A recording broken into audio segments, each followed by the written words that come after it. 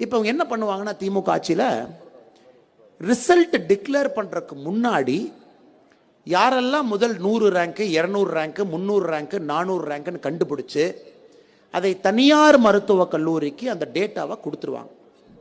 தனியார் மருத்துவக் கல்லூரி என்ன பண்ணுவான், யாருக்கெல்லாம் அரசு மருத்துவமனையில் சீட்டு கிடைக்குமோ, மருத்துவக் கல்லூரியில் சீட்டு கிடைக்குமோ அவர்களை அழைத்து தனியார் மருத்துவக் கல்லூரியில் சீட்டை கொடுத்து வச்சிருவான்.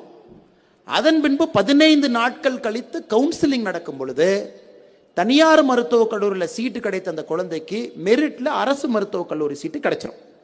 அப்ப இந்த குழந்தை ரிசர்வ் பண்ண சீட்டை வேண்டான்னு சொல்லிடும். அந்த சீட்டை கவுன்சிலிங் முடிச்சதுக்கு அப்புறம் மேனேஜ்மெண்ட் கோட்டால தனியார் மருத்துவக் கல்லூரி விற்றுக்கொள்ளும். இதுதான் நிதி தேவை. அப்படி நிதி தேவைப்படுகின்ற நேரத்திலே பொருளாதார இருக்கின்ற என்னை நீங்கள் தான் ஏற்பாடு செய்ய வேண்டும் என்று கலைஞர் சொல்வார். நான் அதற்கான ஏற்பாடுகளை செய்வேன். எப்படி செய்வேன் என்றால், எம்ஏஎம் வீட்டிற்கு போவேன்.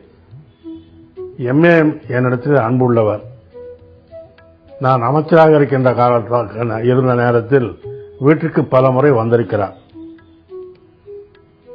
அவர் மருத்துவக் கல்லூரி நடத்துகின்ற காரணத்தால் நான் மருத்துவத்துறையிலேயும் அமைச்சராக இருந்த ஹெல்த் மினிஸ்டராக இருந்த காரணத்தினால் நாங்கள் முதலிலே ஒரு பட்டியல் வெளியிடுவோம். அந்த பட்டியல் வெளியிட்ட அதனுடைய நகல் அவருக்கு வேண்டும் என்று கேட்பார். ஏனென்று கேட்பேன். நாங்கள் தேர்ந்தெடுக்கும் போது இந்த பட்டியலிலே இருக்கின்றவர்கள் எல்லாம் தேர்ந்தெடுத்து விட்டால் அவர்கள் அரசாங்கத்திற்கு எப்படியும் போய்விடுவார்கள். அந்த இடங்களை எல்லாம் பிறகு நாங்கள் நிரப்பிக் கொள்வோம். ஆகவே எங்களுக்கு அந்த காப்பி வேண்டும் என்று கேட்பார். அதை நான் கொடுத்து அனுப்புவேன். அவரிடத்துல நிறைய தொடர்பு இருந்த காரணத்தினால் அவரிடத்துல முதலிலே போய் கேட்பேன். என்றால் அவருக்கு 1 கோடி 2 கோடி என்பது ரொம்ப சாதாரணம். நான் போய் வற்புறுத்தி கேட்டால் வேறு வழி இல்லாமல் குறைந்தது ஒரு 5 கோடி ரூபாய்